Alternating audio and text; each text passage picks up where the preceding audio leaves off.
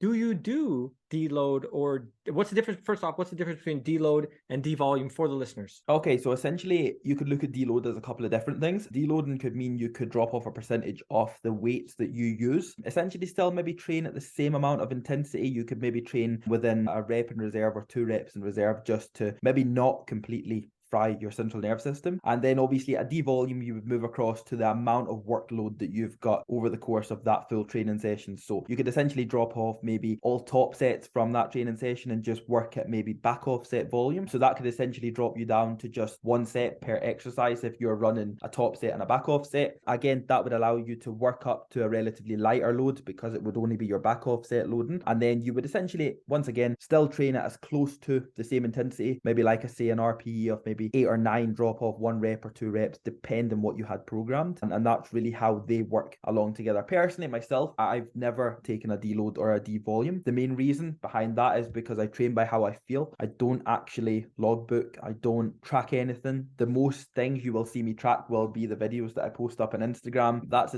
essentially my logbook, but I don't work off anything like that. And it's just been because I've never done anything like that since I started 9 years ago. And I don't plan on doing anything like that anytime soon.